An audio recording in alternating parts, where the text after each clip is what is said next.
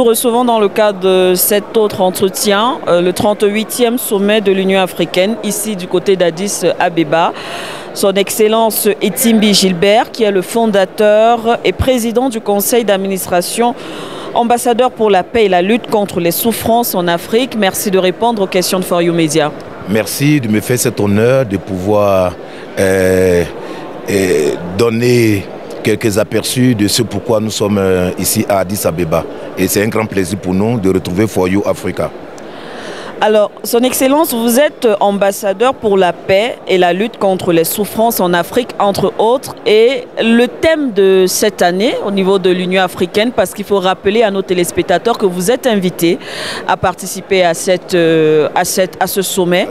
On parle de réparation au niveau du colonialisme en Afrique, ce qui sied avec justement votre combat. Quelle est votre impression justement déjà par rapport à ce thème et par rapport à l'engagement des dirigeants africains ? Oh, bon, je crois que, vous savez, l'Afrique doit se réapproprier son patrimoine, si je pourrais m'exprimer ainsi, parce que chacun est roi sur la terre que Dieu lui a donnée sur la terre. Donc c'est normal que l'Afrique reprenne le contrôle de ses territoires et surtout la paix, la sécurité. Et nous avons travaillé sur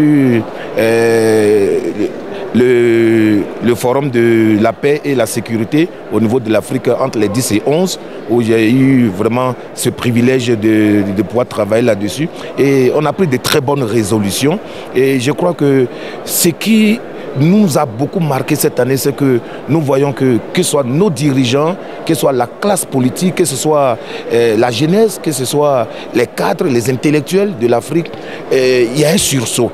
Il y a un sursaut, il y a une éveil de conscience, de comprendre que le temps est venu qu'avec toutes nos ressources, nos richesses, tout ce que nous détenons ici en Afrique, nous pouvons les valoriser et faire de telle sorte que nos populations ne puissent plus aller s'exiler, prendre le désert ou la mer, aller vraiment à l'abattoir, et que nous pouvons poser des actions vraiment de développement qui puisse permettre à nos populations africaines de vivre meilleur, d'être heureux, d'être épanouis et s'émanciper et d'être fiers d'être africains.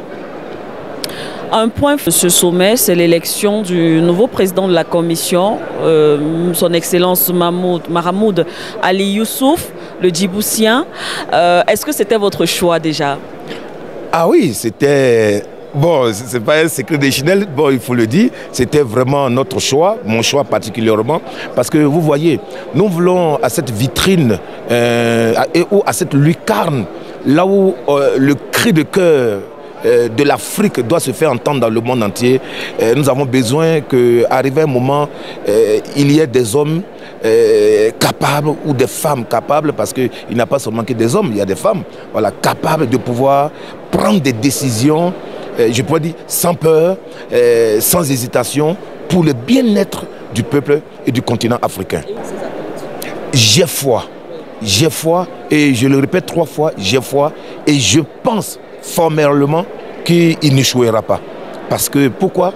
Parce qu'il y a toute une équipe qui aujourd'hui en Afrique est en place.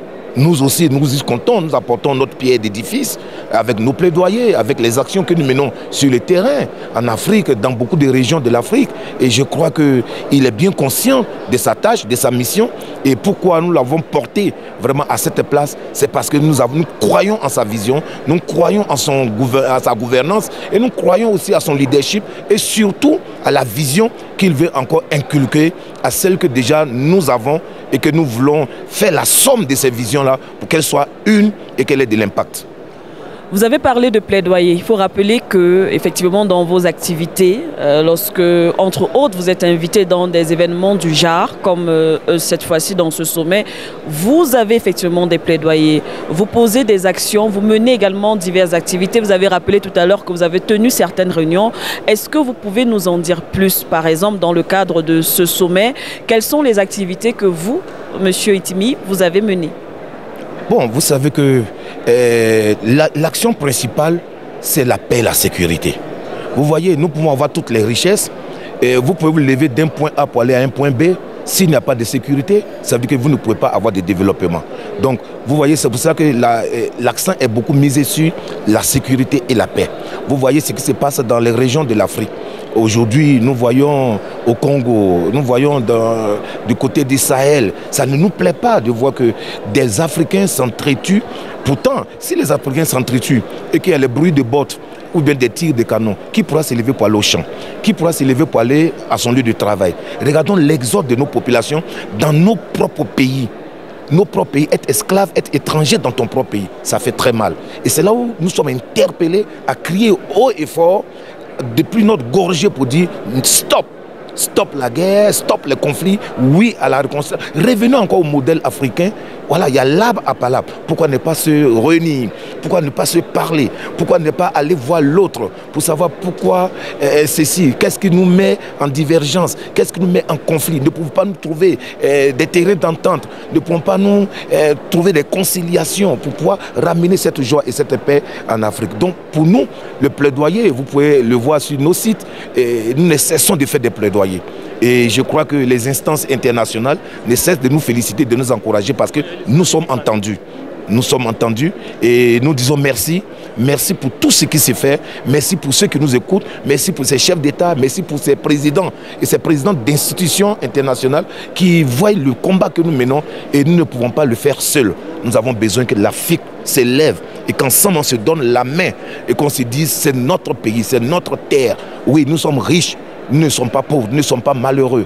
Oui, plus jamais qu'un Africain va prendre le fusil et regarder son frère africain et le tuer. Non, l'Africain doit dire mon frère a droit à vivre, ma soeur a droit à vivre. Si j'ai un pain, je peux partager avec mon frère. Nous voulons vivre dans l'Afrique du partage, l'Afrique de l'union, de la paix, de la convivialité, de la fraternité et surtout du dialogue et du développement. C'est ça mon cri de cœur et c'est ça pourquoi je suis arrivé ici à ce 38e sommet, invité d'honneur et spécial pour participer. Et pour moi, ça a été un grand plaisir. Nous partons galvanisés, contents de savoir que l'Afrique est debout.